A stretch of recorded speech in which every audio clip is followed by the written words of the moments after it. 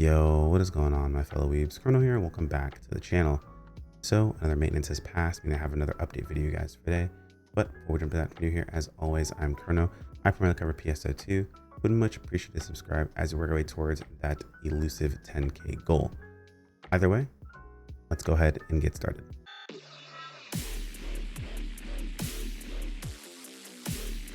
Now, let's go ahead and get the usual out of the way. This is your first time watching one of these videos.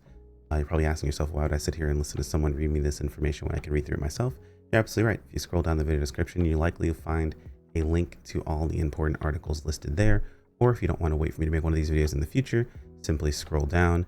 Usually anything tagged with a little red dot is going to be what you want to go ahead and go over, or the important information that you can go into. If that's not really your jam and you'd much rather have someone read this information to you instead, while you have it up in the background while you're doing something else, I appreciate you. You're the type of person that keeps my channel alive. And yeah, just kick back, relax, and we'll go over everything you need to know.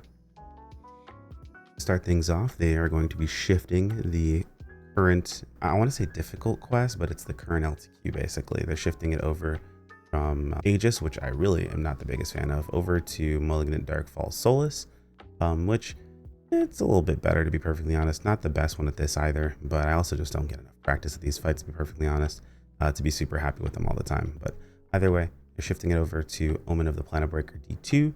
This is basically just an 8-man version of the 4-man difficult fight, version 2 of it, of course. And with that, we will be getting a new Magis augment. This is going to be the Magis Dreadkeeper. Likely will have the opposite effect of our previous Magis, which I believe was the Magis Master. And we also have a new limited time quest that will be 2-way battle. Essentially, this is a 12-man that's split into groups of 6, from what I understand, where there will be buttons on either side. While people are taking care of their own sides, there'll be interactions that will happen on either side of the wall here. Basically kind of Portal-esque in a sense. Fight some enemies, take them down. This is feels like another one of those we're testing a game mechanic sort of thing, baked into an LTQ. Nothing too exciting, at least from what I can see here. Likely going to have really good rewards as they always do. So if you are still catching up, maybe you are coming back to the game at the moment, this is usually going to be your place to farm out all of the upgrade items you might need and all the other things that you may not currently have. Moving on, we do have the AC Scratch Ticket Fantastic Symphony. Pretty cool. I mean, it's more or less very fantasy-esque. The big ticket thing this time around is it looks like the horses will be the one getting their weapon pose this time around, because it's Liffer. I'm pronouncing that wrong, probably. Apologies for butchering that. But it's their EX rod motion. So you've got the motion, the idle, all that good stuff here. Pretty cool camos. I actually do like this camo quite a bit. I'm not big on the whole fantasy thing. Funny enough, some people were saying this just looks like green Calcharo, which is not that far off, to be perfectly honest. Scrolling down, we could take a look at the Halpha Super Origin Festival, see what's going to be popping up this time around. We can see that, yep, it's going to drill. Their reward box is changing. In case you hadn't completed the previous reward box, like myself, it is going to be shifting to a different reward box. So unfortunate, but it is what it is. Drop rate is still going to be going on for premium set users. Rare drop rate starts next week, so that's not going to be a this week thing. It's going to be a next week thing of a 250. The 150 and 100 preset skill drop rate is actually over, but I believe this is being extended. This part of it's being extended. We'll talk about that in just a moment. Of course, the super 10-a-day free scratch part 2 is going on, so super cool stuff there. Make sure you're just getting your 10-a-days more or less. You'll be getting them all the way up to 300 pulls, I believe. Of course, we have the scratch itself here. We can take a look at. Very fantasy-esque. Just gonna do a quick scroll through, nothing too crazy. You see some accessories that are kind of interesting, like the waist cape's not too bad. Talon arms are pretty good, actually. Magic circle for the hologram. So yeah, nothing too terribly bad here. I'm more of a fan of the previous scratch, to be honest. I believe they have 2 versions of this. Probably one that I'm gonna guess is CV'd, and one that's likely going to color match your outfit. So I do like they've been doing that a lot more. That's actually pretty cool. So you can get something that'll change with the outfits you're using. This isn't a bad outfit, honestly, for type 1. It's just not really my jam as far as outfit types go. This is what I was talking about earlier. There was actually a bug that was fixed in the update today, where the preset skill enhanced success, it was the success rate. I'm glad I didn't run mine actually then, because I was looking at upgrading mine. So it's it's increasing the success rate, not the drop rate. Okay.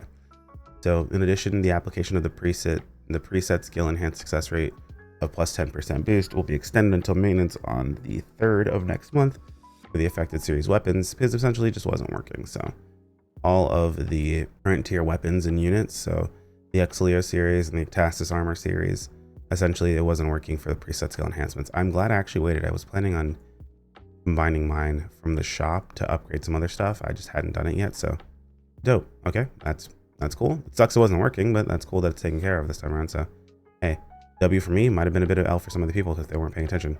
Bummer. Scrolling down, we also have the server maintenance article. I probably should have gone over this first, but we'll just go ahead and take a look here really quick to see if there's anything important here. Just from what I can tell, it's all of the urgent quests in Retum are going to be changed over to Omen of the Planet Breaker, and the Modest Dreadkeeper are going to be added into the item lab. That's pretty much it. And here we are in game. We'll take a quick look around as we usually do. This is for normal. Take a look at the campaign stuff. So, no, that's my official CC stuff from February. That's interesting. But our usual weekly NGS rewards. We love to see those. Pop into here for the scratch tip, and we can see the fantastic Symphony stuff. Actually get an entire breakdown of everything that's there. I mean, honestly, like I said, this isn't like, you know, I just realized. Oh, wow. Hold on a sec. Okay, this is going to sound really nitpicky, but the concept art shows this entire baseware with this here, this cape. So fun fact, it's not there. And it's not like it's even a toggleable. You have to literally get that baseware and then also get the cape separate. Huh. I don't know why, but that kind of annoys me. Yeah, looking at it in game, it's not there. And the toggleables, you pull those up, you can see they're turned off. Turn them on, they just turn off this here and the belt here. Wow, I don't know, man. I'm not sure why, but that kind of annoys me, and I'm sure this thing's gonna be kind of worthless. Yeah, it's not. I mean, it's worth more than I feel like it's worth at the moment anyway. But all complaints aside, let's take a look at the stuff that actually does matter. The camo, and I was right. Yep, one CV, one probably properly color matches. So I'm assuming, yep, this one color matches. It looks like color matches the ribbons and stuff like that. It doesn't look like it color matches two colors. It's black and red, so likely matches like I'm gonna guess my outerwear is probably where it's color matching specifically here, but we can see that it does take the color of those items, so that's pretty cool if this is kind of like the camo you're into. And this one, of course, likely is the CV. Yeah, this one's the CV, so you'll go ahead and follow those colors. I don't see anything in here that's really all that worth place for this scratch personally, but I do know a big ticket item for some people, at least for the force mains out there, they'll want to make sure they get, you know, their dash is going to be the Rod EX here. Actually, a pretty good idle, to be honest. This isn't a bad idle at all. The only downside to this is going to be the fact that it doesn't take your current weapon equipped. It's going to take whatever weapon is, or it's going to take whatever this weapon is instead. So it looks like the glide and the idle is here. And then if we look in the actual scratch, there probably is going to be one there too, right? Okay, so one thing I do like is they did keep the same colors. There's the move, there's the dash, there's the glide. Okay, so there's idle, move, dash, and glide.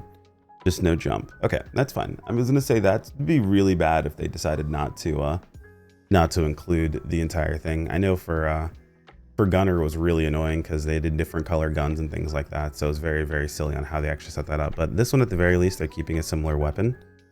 Gotta see here. So even if you decide not to go for the EX variant, this is not bad. The EX variant is just a bit more of a dramatic looking weapon, to be honest, with a bit more effects. It's basically the same weapon with a bit more effects, which isn't bad.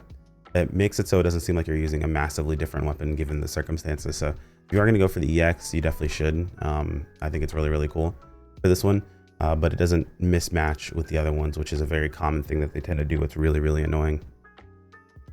For those who are wondering, seasonal has not been reset. This will likely change. My guess is next week, likely, if not the week after, but seasonal shop still has not reset. Taking a look at the LTQ, as is per usual, we have a BP that very, very easy to circumvent. You're good to go here, so no BP issues whatsoever. Your first time rewards explains a campaign boost does not apply to the first time rewards. So first time rewards, you get an extra 100K and 10 scratch tickets guaranteed. And then fixed rewards, you get 100K of your seasonal points every single run. Looks like Legendias are here as well. You've got the Wingard CV Almaty, of course, the scratch ticket here and the add preset skills stuff. What's interesting to me is they've stopped like really showing off the entire drop. I mean, this is the featured items drop list, but I wish they'd actually give us the entire drop list of items. It'd be a lot more useful overall, but these are the featured items. Likely you'll see the rest of those items you usually would see here. Probably going to see Chlorodiums as well as the usual drops you would find from this tier of content. So again, if you are missing out on anything, you haven't caught up fully yet, you're looking to catch up before any next major content drop, whenever that happens to be, well, LTQs are usually going to be your bread and butter as far as getting that done. As far as how good this LTQ is, we'll have to see once we get some time with it. And to wrap things up, we have the reward box, typical reward box. Tons of actually really, really good rewards. It's just not the fashion stuff that was there beforehand. Monkey's paw curls. However, if you complete it, it does look like in step 2, there is an exclusive EX Machine Wings fashion item that they give you to account unlock on your account. So I'm not sure if this has been here before, if this was also in the previous reward box. I might have missed it because I wasn't paying attention to the reward box previously, to be perfectly honest. My mistake. I'll make sure to keep an eye on that. But it does look like there is a cosmetic reward at the very end of the reward box, and this is just going to be completing urgent quests as they pop up at least twice a day. And that's pretty much gonna cover anything. If there's anything I missed, feel free to let me know in the comments below. Like if you enjoyed the video, subscribe if you want to keep up with more. As always, thank you to the channel members. You guys are fantastic and I appreciate every single one of you. And I will see you all in the next video. Take care, my friends. Peace out.